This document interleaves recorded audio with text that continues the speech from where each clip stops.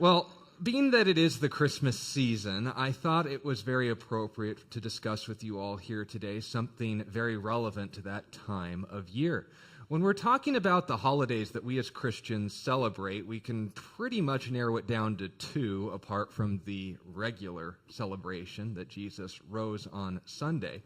But the very same Sunday we would know as the holiday of Easter. That was the end of Jesus' ministry and the reason why we not only consider him to be who he was, but the very proof that he gave us that that was in fact the case, God made flesh.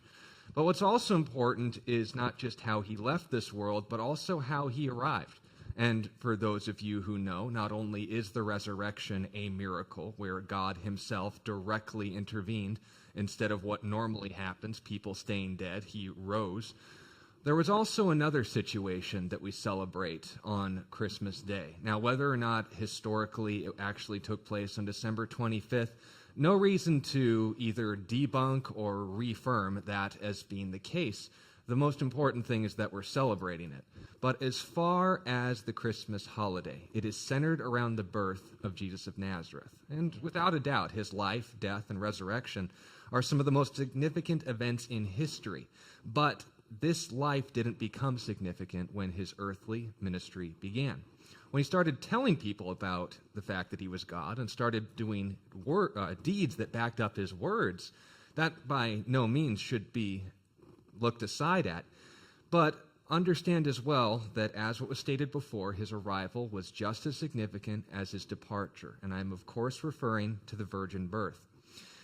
As far as we as Christians should know that we know that we know, that we are following not just a belief, but the true belief, it all centers around that one thing. In fact, his original apostles, followers, and disciples all hammered this point home again and again and again, that if we needed to know anything about Jesus, it doesn't have to be the original Greek. It doesn't have to be whether or not he performed this miracle on Thursday or Friday. It was all centered around his resurrection. In fact, they went so far as to say that in 1 Corinthians 15 and verse 17, if Christ is not risen, your faith is futile. You are still in your sins. We have no hope. So if there's anything for us to know for certain, Easter would definitely be number one. But if we've started at the end, where do we go from there? Maybe at the beginning, right?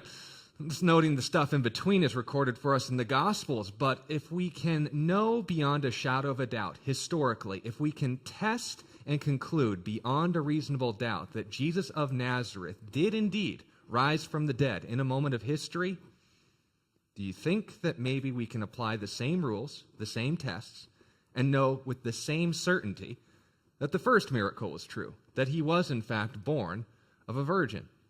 Well, that's what I'd like to discuss with you here today. 3 things that I want you guys to take away from this holiday season, just in case you were missing Pastor Scott, where we are going to point out first the historical reality of the virgin birth. How do we know that this actually took place in history and can test it to any fair inquirer? Secondly, the doctrinal significance of the virgin birth. Why should it matter to us as Christians?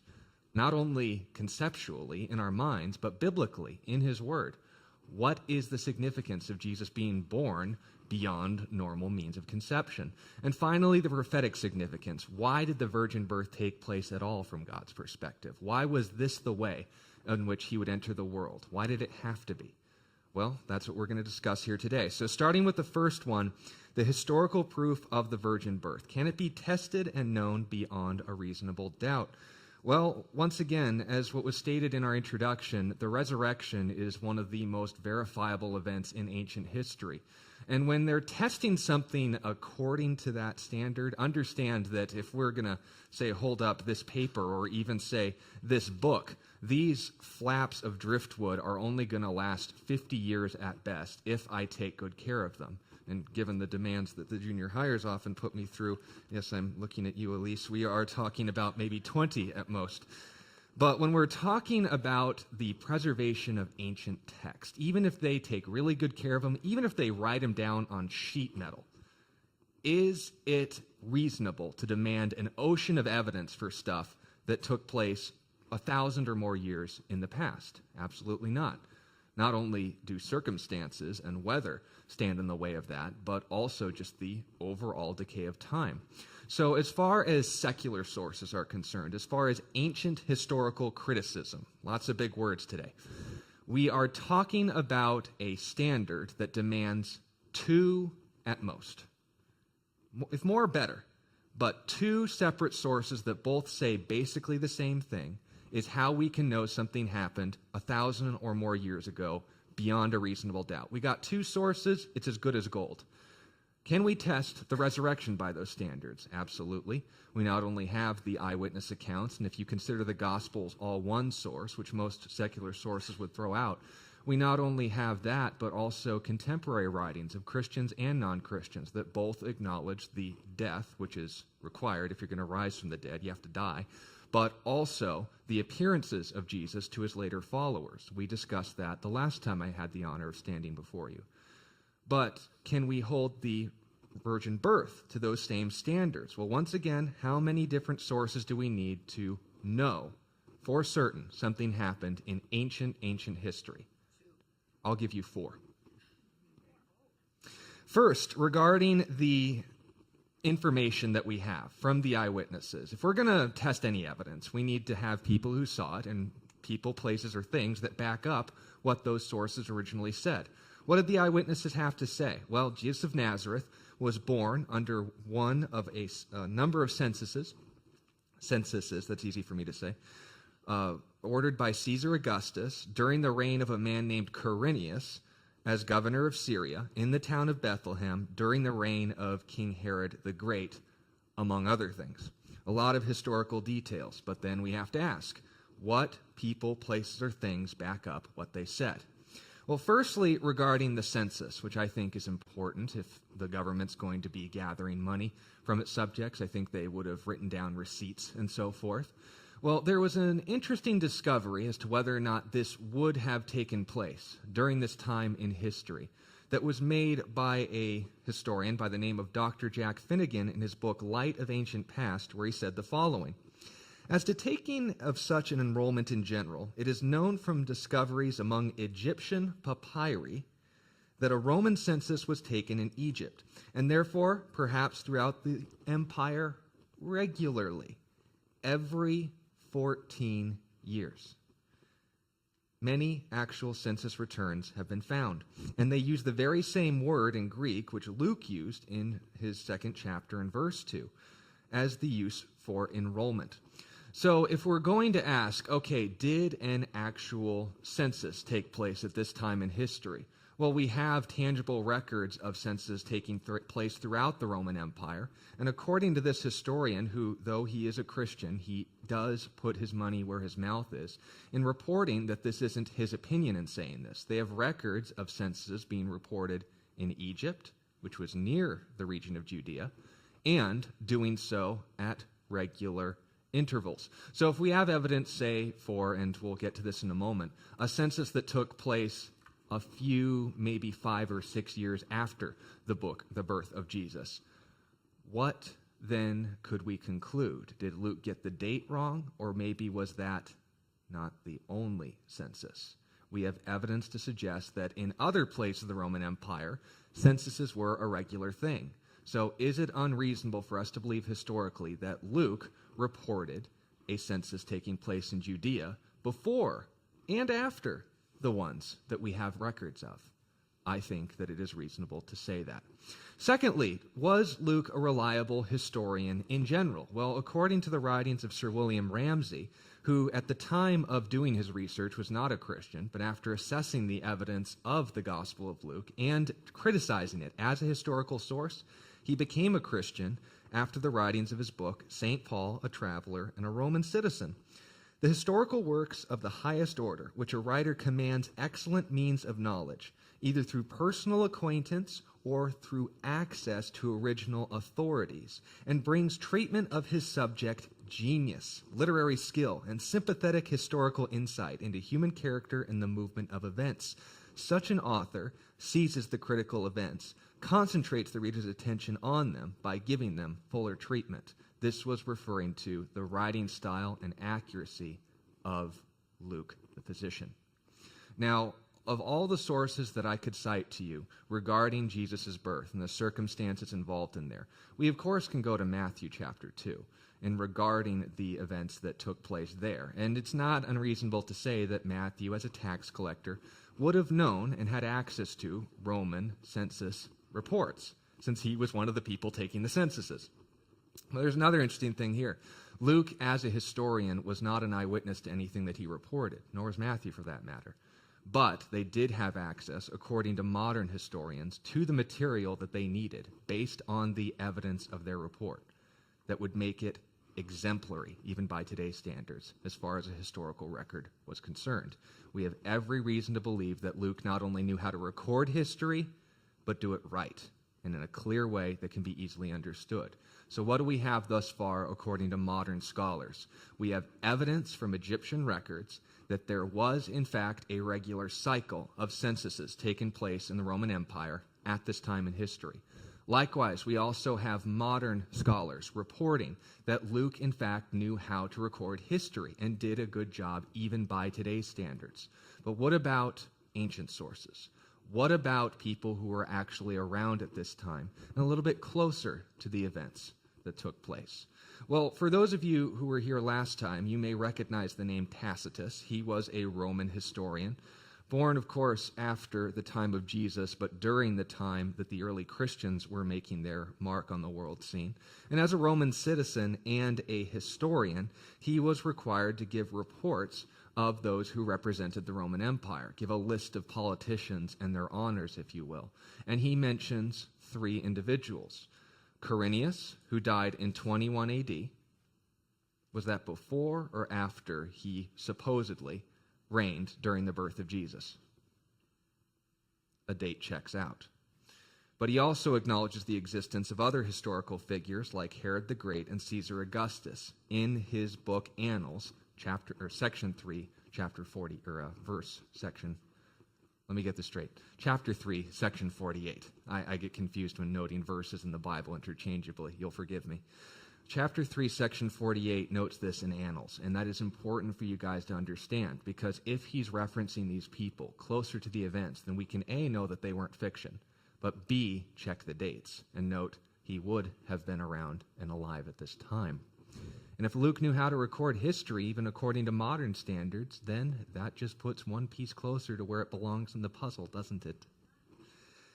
Now, that is not all. I promised you 4, and I will be a man of my word in this regard. When we're talking about sources that give us actual details as far as these things, what reason do we have to believe that this guy Quirinius did the things that Luke said he did during the time of which they were supposedly done, during this situation of which we're trying to prove actually has a place in history, not in fiction? Well, Flavius Josephus will be the 4th source here today. And once again, for those of you who like doing a bit of history in the Bible, you'd know he's a best friend of us scholars.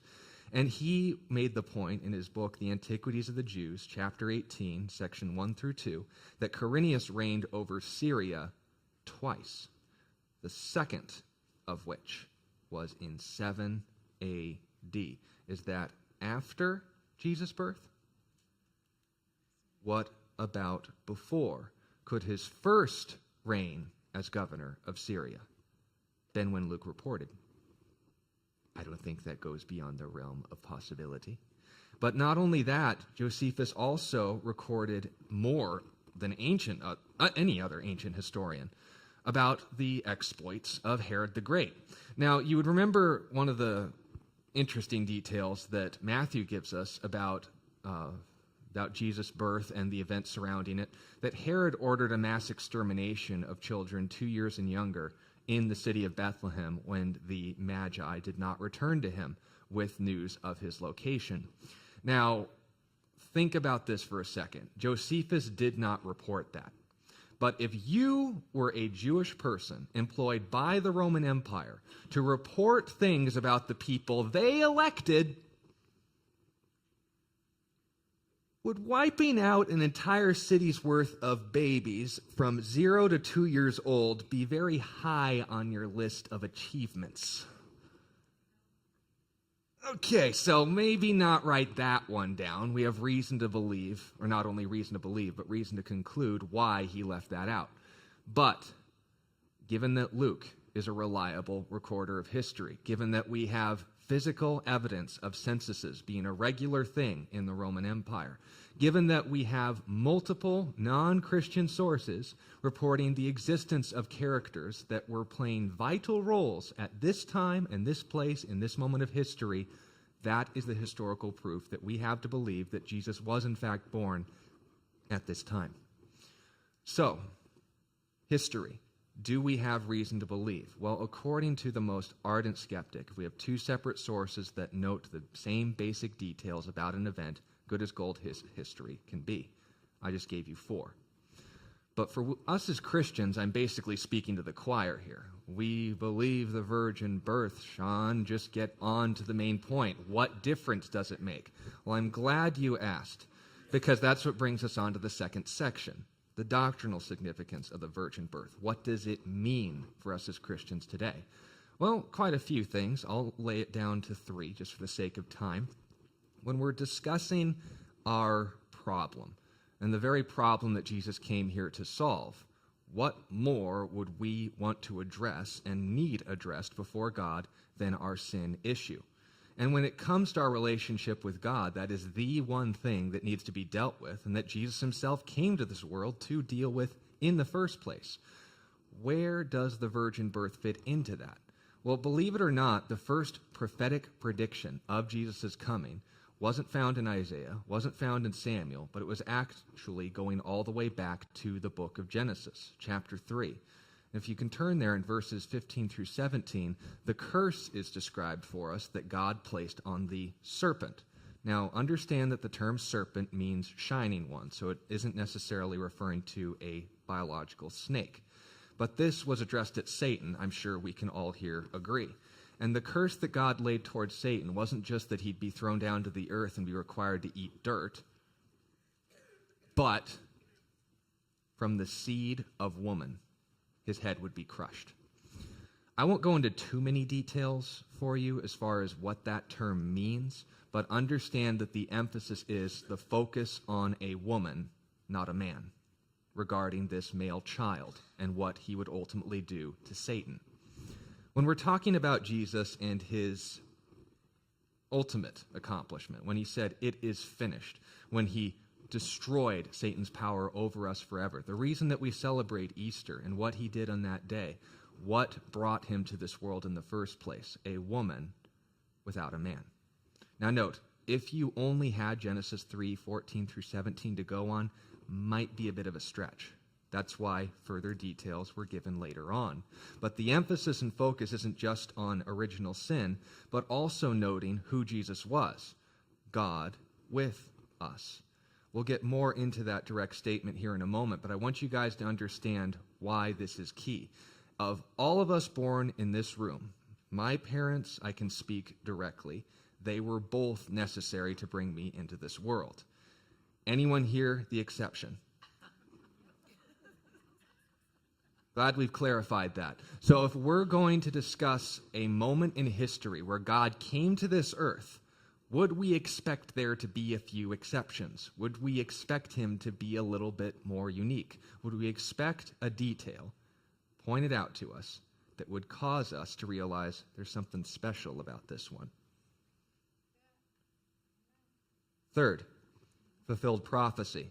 We're given details as to where, when, and why this child would be born. When God, who essentially set up the deck in his favor, laying down predictions that were so specific and so narrowed down to the detail as far as us not having any excuse as to whether or not recognize Jesus as, in fact, the one who he said he was and proved who he said he was and did the sort of things that eyewitnesses beyond any reasonable expectation, as far as ancient history is concerned, report that he did. We are required to come to a conclusion. But we're focusing on the Christmas season.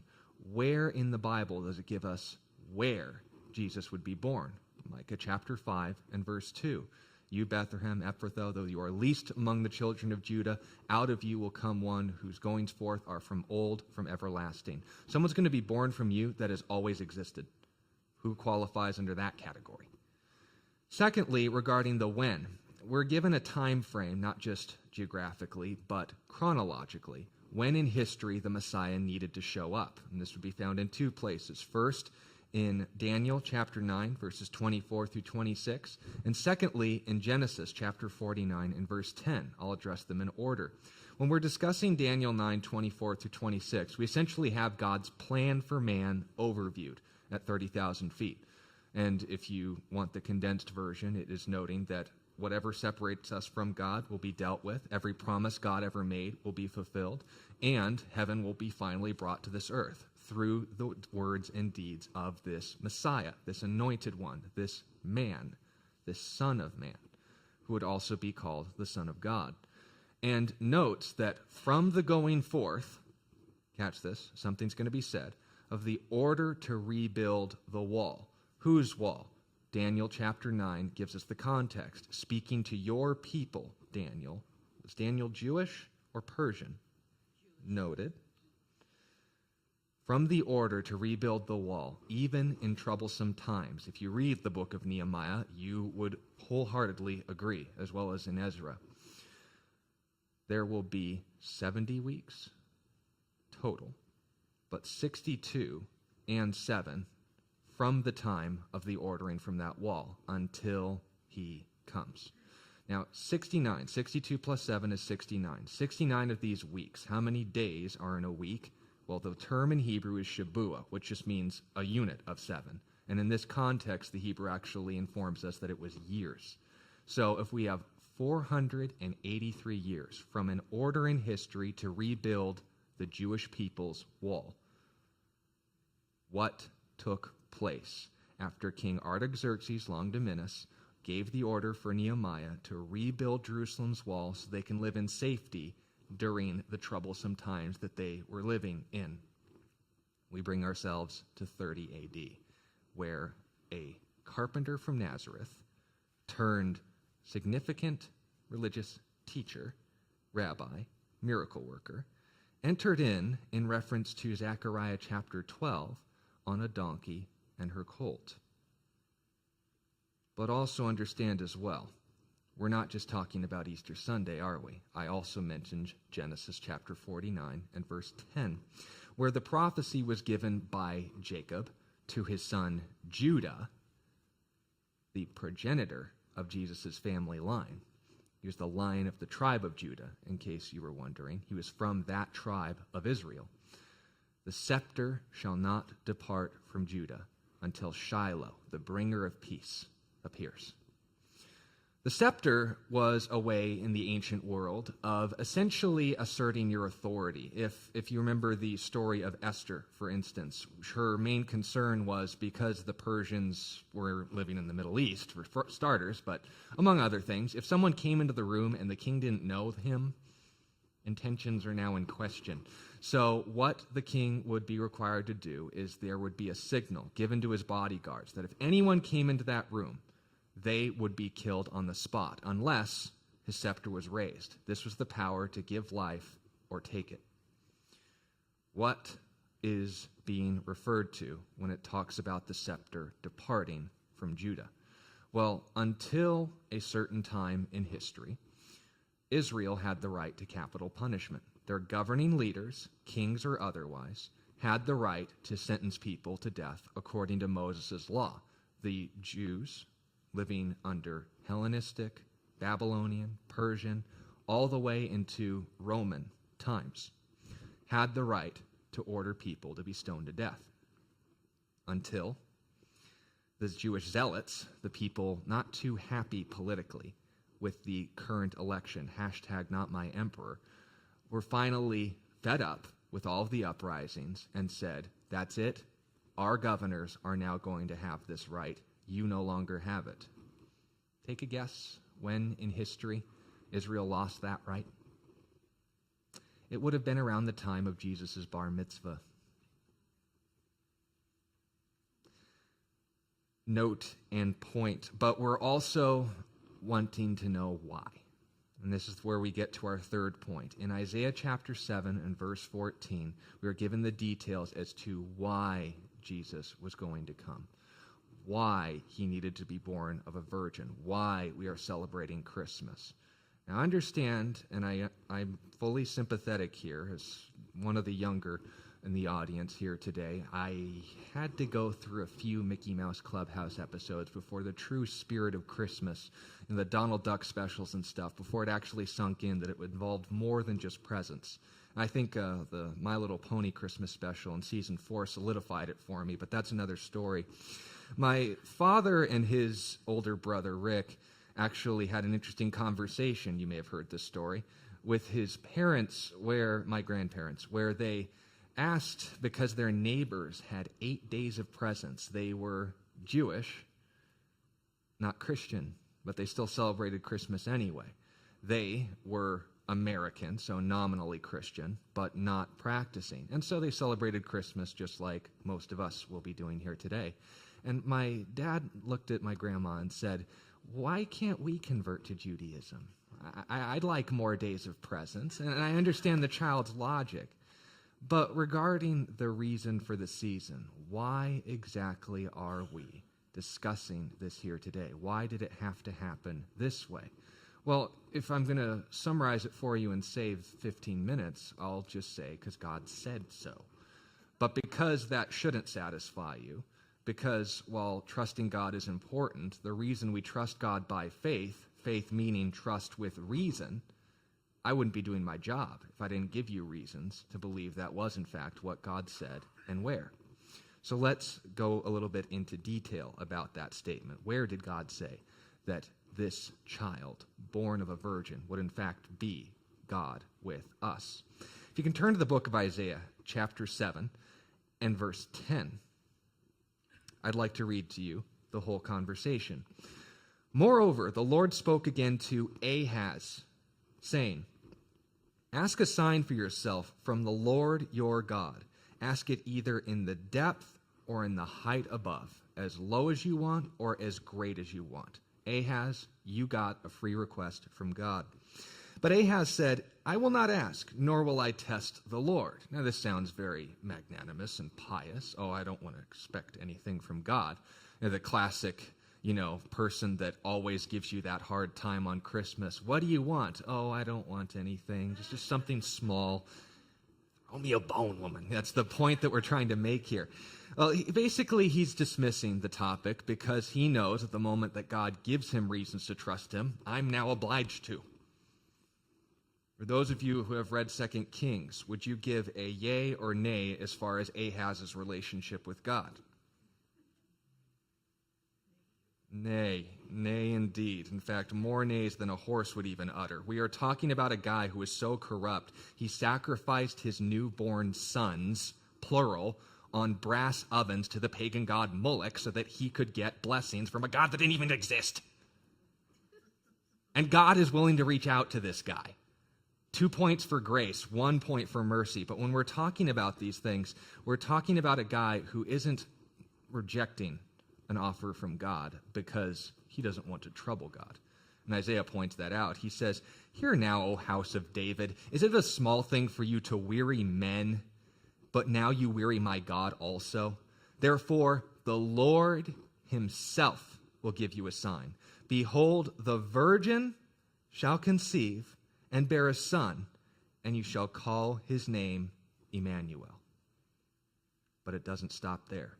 "Curds and honey he shall eat, that he may know to refuse the evil and choose the good. But before the child knows how to refuse the evil and choose the good, the land that you dread," who's he speaking to again? Okay, Ahaz is the addressed audience. "The land that you dread will be forsaken by both her kings," let me enunciate the right word here. "The Lord will bring the king of Assyria upon you, and your people and your father's house, days that have not come since the day that Ephraim departed from Judah." Now, normally when we cite this passage around Christmas season, we just read verse 14 and leave it there. but understand that this whole conversation in Scripture is 5 chapters long, starting at chapter 7 and ending at chapter 12. And understand this as well. What would include chapters 7 through 12? Another one you may be familiar with concerning Jesus, Isaiah 9 and verse 6. Those of you guys who may remember it, the government shall be upon his shoulders. He shall be called Wonderful, Counselor, Mighty God, Father of Eternity, Prince of Peace. Well, when we're talking about these things, I want to make sure you understand the prophecy in context so that we're taking away what was intended by the original author. The who was King Ahaz, the corrupt king of Judah. Kind of throws a monkey wrench in that whole idea that the Bible was written as a propaganda to make Israel feel good about itself if it talked that way about its kings. But that's another topic. Where did this take place? Southern Israel, also known as the Kingdom of Judah. When did this take place? Well, we have records outside of the Bible, not only the Torah, but other writings of Israel's enemies, that would date Ahaz's reign in 2 sections. 20 years total, the Bible would affirm that, but the first 10 were spent as a regent king. He co-kinged, essentially, until his elder died, and he took over for the last 10 years. These years were from 736 to 716 BC. 736 to 716 BC. Keep that in mind. When did the king that he was afraid of, the world-ruling superpower, the chief military force, the big guy on the block, the neighborhood bully, during this time in history? His name was Sargon II, king of Syria. Who did Isaiah predict would be taken over this big guy on the block? Assyria, 2 separate nations. Syria's capital was Damascus. Assyria's capital was Nineveh. Cite to Jonah for those of you listening. But understand this as well. These words were spoken from a perspective outside of time and space. It is in the prophetic section of the Old Testament. That's how it's meant to be approached. And if we're talking about a guy like Sargon II, who ruled the Syrian kingdom at its end, when did that end take place? Well, remind me, 736 to 716, that was when Ahaz reigned, right? When did Sargon II start swinging around his military force? 722 to 705. The dates check out. But understand this as well. What was this prophecy initially about? In verse 3 of chapter 7, Isaiah brings up that his son's name that was just born was named Shear-Jashub, which means a remnant. And this was to be a sign to King Ahaz that God was still in charge even if he didn't acknowledge his authority. The king represents God to his nation. Now, he had every reason to recognize that God in authority of him, and this child would be proof. Until this child knows the difference between right and wrong, he's old enough to be held accountable for his actions, whether that's the time of his bar mitzvah at 12 or not, you be the judge. But understand the point that's being made here.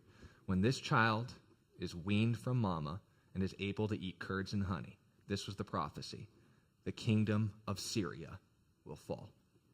Assyria will take him over. And the king that you fear is not going to touch you. Why? So that you know God is still with you. That was the prophecy. Now, a sign higher than the heights. More significant than anything he would have to offer. I'm throwing myself under the bus here a little bit with this, but when many Christmases ago, when puppies were the oldest animals, I was short. And in this short state, my brain was also less creative than it was in this day and age. And my Beepaw, as we called him, my father's father, medical malpractice attorney, had just come off a big case and was more than willing to show that this pocket was full of power, if you know what I mean. So he came to his only grandson, which I was regularly a participant in, and said, "We're going to go to Toys R Us, Sean."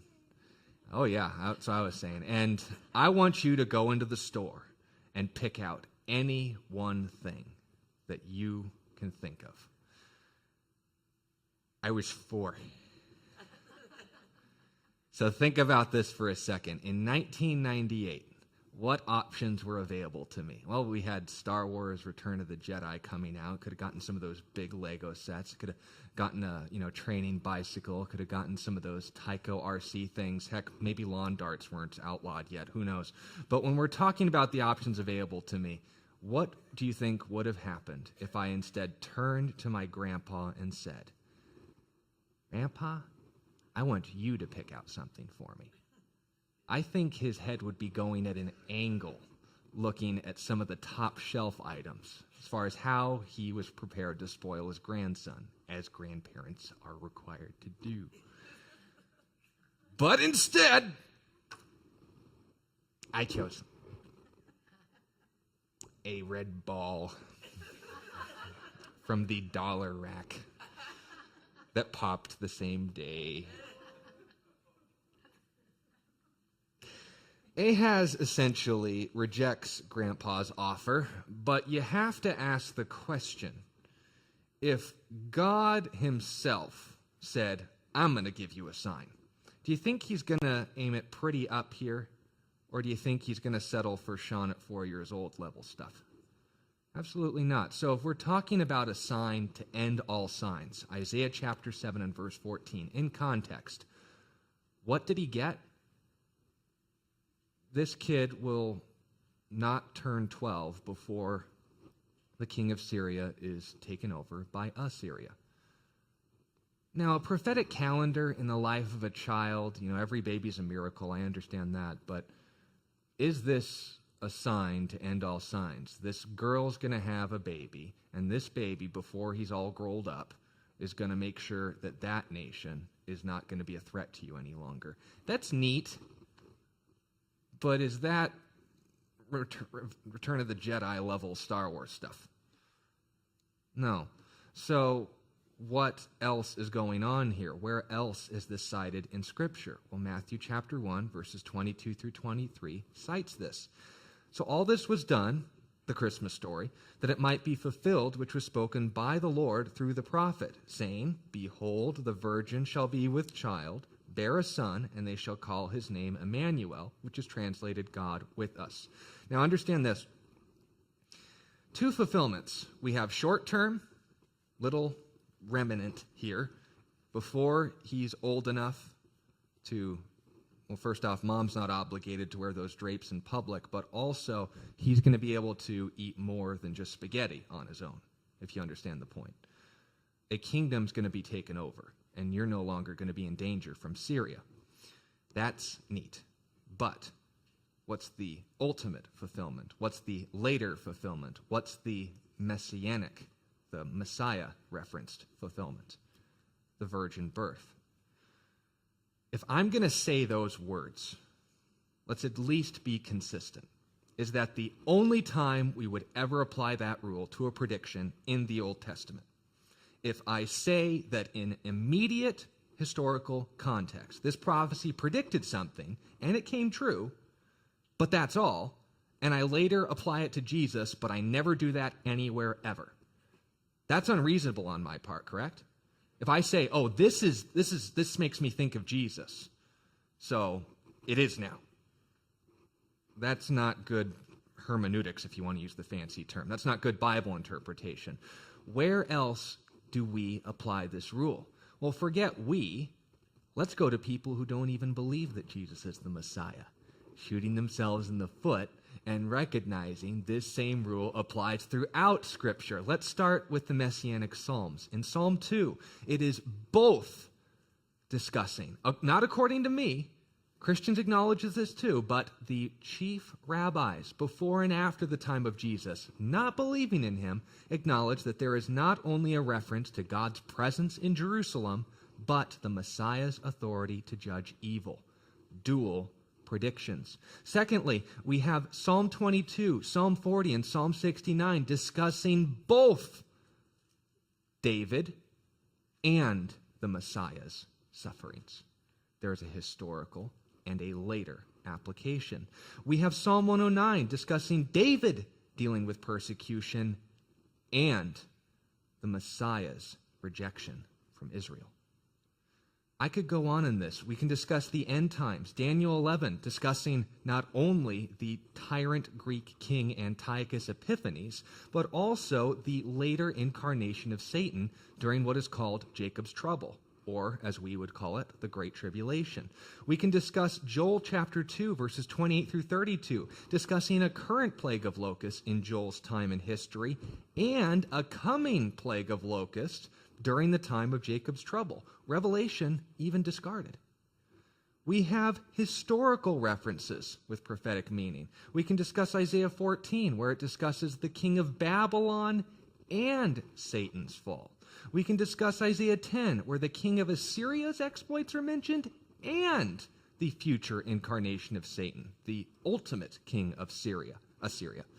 We can discuss, this one's my favorite, the prediction and announcement that David was, in fact, God's chosen king of Israel. Do the Jews recognize David as their boy?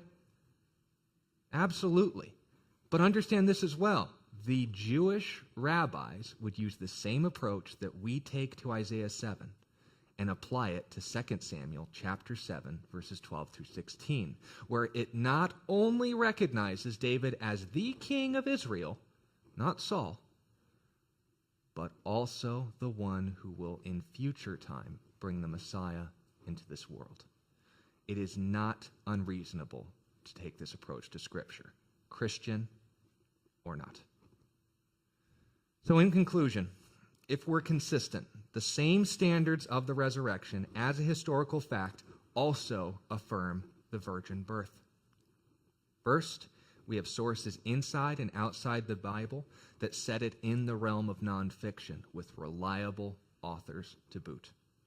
Second, we have Old and New Testament application that all apply directly to our salvation and reasons to trust God's promises. But third and most importantly, we have multiple examples of the Messiah being referenced alongside statements that also applied to moments in history before Jesus that even Jewish scholars are willing to admit are messianic. There's the information. Now you can do something with it. My recommendation is in 6 days, count them among your reasons to be thankful, along with the abundance that we can enjoy as Americans, free to practice this religion while we still can. Not because it feels good, not because of our community, but because we can know and test that it is true. Dad, thank you that you have given us more than enough reasons to trust you, and that we live in a time and an age where a few Google searches could confirm this information if we're willing to apply the right tests. Dad, you've given a witness of yourself in history, not just in your resurrection, but even in your arrival. And so we not only want to say thank you for dying for us, but even coming to this rotten and fallen world. As we are seeing more and more, this world is dying. Your children are suffering, but your promises remain true. You did not leave us to suffer alone. In fact, you voluntarily, as the only one exempt from our suffering, suffered alongside us, not just as the creator of the universe, exempt from everything wrong with this world, but made yourself dependent on us, needing food, needing nourishment, needing protection. And knowing that level of understanding, it's just something that even all of our brains can't even wrap themselves around. So instead of arguing, we just want to say thank you. Instead of taking this evidence as reason to trust, we just want to ask that you would reinforce this as more and more reasons to trust your word. And we want to say thank you for it, for declaring to us not only Easter, but Christmas. We pray this in your name. Amen.